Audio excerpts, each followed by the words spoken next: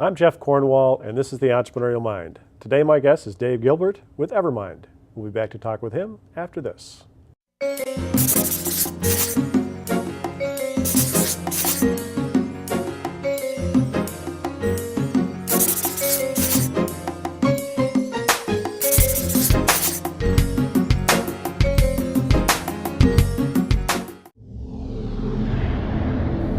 Talkapolis programming is sponsored in part by the Vane Center, now celebrating 10 years service in Nashville, Tennessee.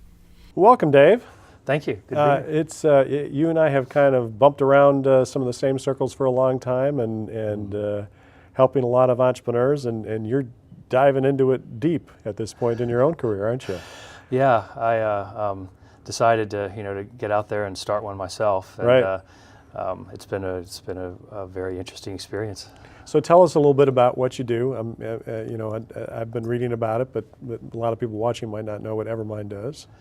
So Evermind is a company that designed a technology that provides peace of mind to people who live alone or who need extra support, and the people, typically the family members who care about those people. And that can be people who are aging independently, or it can be younger adults who have disabilities, physical or intellectual disabilities. So there's a lot of products out there already for people. What did you guys do that really differentiated yourself from the others? Well, my team and I come from a consumer electronics background, so we spent our careers not making devices for the healthcare industry, right? But designing devices that people would pay their own money for, that would be pleasurable to use and interact with. And right. So I think that brings with it a whole set of sensibilities around how you approach the design process, and that includes everything from the industrial design of the product itself, because we're making a physical product, right, to the way that physical product interacts with a software experience, which has a component for us through the browser, as well as a sort of an invisible back end that controls the front end experience, and that also includes the way that we interact as human beings with our users and with our customers, with the people who are buy our product and set our product up and might need to reach out to us for help. And, so you really tried to rethink that whole experience of this kind of a product from a different perspective, is that?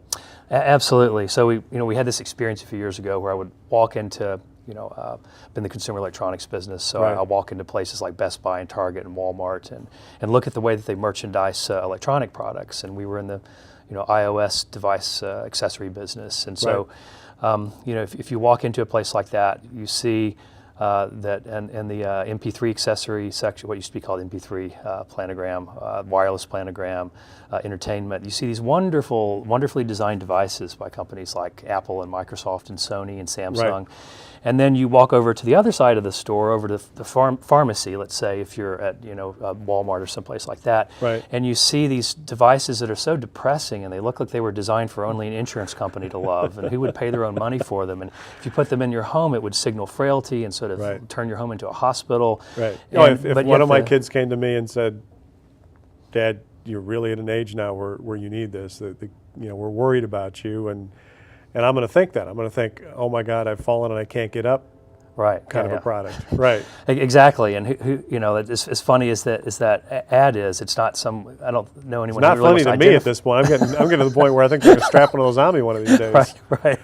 Yeah. So definitely, we wanted to create a new category of product that would sort of accomplish some of the same goals that medical alert pendant category accomplishes, without signaling, the same degree of frailty. And so talk it through. How does it work? I'm a skeptical, soon-to-be senior citizen, and how does this device work, and what does it do for me? Okay, well, so the device is a simple, non-intrusive way for someone, a family caregiver typically, to make sure someone who maybe managing a chronic disease and who's living alone, and that they're safe, to give them peace of mind, to give their family peace of mind. And the way we decided to do that was we didn't want to get into the business of putting cameras in people's homes or motion sensors, things that would sort of like, visually map where someone's standing or moving. We thought that was too creepy, too invasive. Also, it requires a lot of drilling holes in the wall and mounting things in the right place and all that. That also was a non-starter for us. So our approach was to instead of monitoring people, we decided to monitor electrical appliances as sort of a proxy for people's activity and well-being.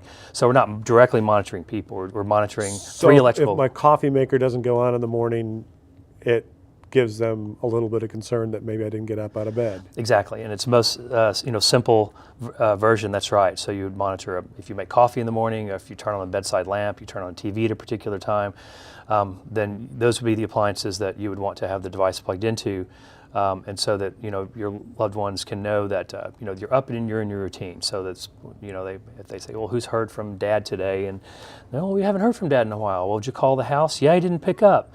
Well, no, look, he's okay because he just turned on his TV. He's fine. We don't need to call and bother him or anything like that. So that's a simple story about it. And so it goes through sort of a computer-based or tablet-based software that they can monitor directly. It doesn't go through any kind of rescue SWAT or anything like that. Is that correct? That's correct. So this is family caregiving, and so we find that we require.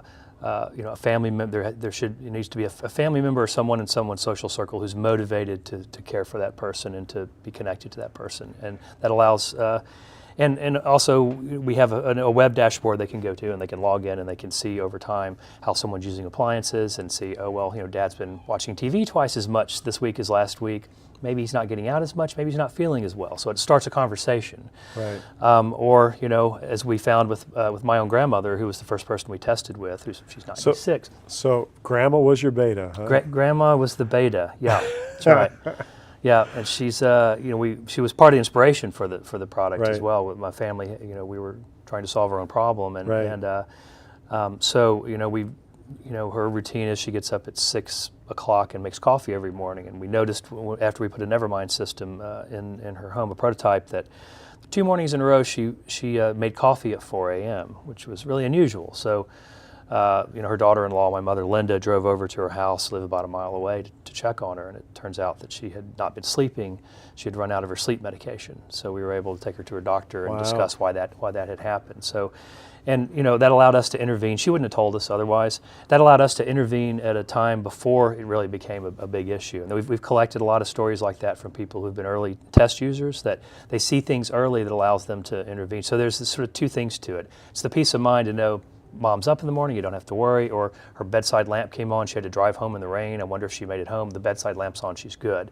That's the sort of peace of mind piece. And then there's the looking and seeing, if habits change over time in ways that might signal, I need to start a conversation with her to figure out if something's going on.